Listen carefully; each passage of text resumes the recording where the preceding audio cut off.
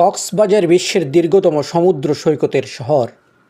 প্রতিদিন হাজার হাজার পর্যটক এখানে আসেন প্রকৃতির সৌন্দর্য উপভোগ করতে। কিন্তু সেই পর্যটন শহরের অন্যতম ব্যস্ত এলাকা সুগন্ধা পয়েন্টে এখন দেখা যাচ্ছে এক ভিন্ন চিত্র। কলাতুলি মেইন রোডের উপর প্রায় এক সপ্তাহ ধরে পড়ে আছে ড্রেন পরিষ্কারের ময়লা মিশ্রিত কাদামাটি। এই ময়লা থেকে ছড়াচ্ছে তীব্র দুর্গন্ধ। স্থানীয় ব্যবসায়ী, পথচারী এবং পর্যটকরা সেখানে দাঁড়ানো তো দূরের কথা, ঠিকমতো নিঃশ্বাসও নিতে পারছেন না।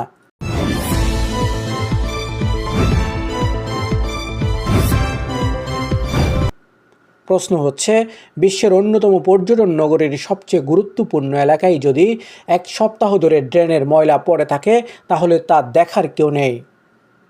কক্সবাজার পৌরসভা কি এই শহরের পরিচ্ছন্নতার দায়িত্বে নেই? যেই শহরের অর্থনীতি অনেকাংশে পর্যটনের উপর নির্ভরশীল, সেই শহরের প্রধান সড়কেই যদি এমন অব্যবস্থাপনা থাকে, তাহলে পর্যটকদের কাছে আমরা কী বার্তা দিচ্ছি? কক্সবাজার শুধু একটি শহর নয়, এটি বাংলাদেশের পর্যটনের মুখ। দেশের বিভিন্ন প্রান্ত থেকে, এমনকি বিদেশ থেকেও মানুষ এখানে আসে। কিন্তু যদি পর্যটকরা সমুদ্রের সৌন্দর্যের বদলে দুর্গন্ধ আর ময়লার অভিজ্ঞতা নিয়ে ফিরে যান, তাহলে এর দায় কে নেবে? পর্যটনের শহরকে যদি পরিষ্কার রাখা না যায়, তাহলে সেই শহরের সুনাম কতদিন টিকবে?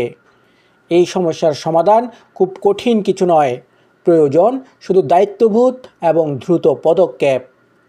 কক্সবাজার পৌরসভা ও সংশ্লিষ্ট কর্তৃপক্ষের উচিত অবিলম্বে রাস্তার উপর পড়ে থাকা ড্রেনের ময়লা অপসারণ করা এবং ভবিষ্যতে যেন এমন অব্যবস্থাপনা না ঘটে সেই বিষয়ে কঠোর নজরদারি নিশ্চিত করা। কারণ একটি বিষয় মনে রাখা জরুরি, কক্সবাজার শুধু কক্সবাজারের মানুষের নয়, এটি পুরো বাংলাদেশের গর্ব। পর্যটনের শহরকে সুন্দর রাখা শুধু দায়িত্ব নয়, এটি আমাদের সম্মানের প্রশ্ন।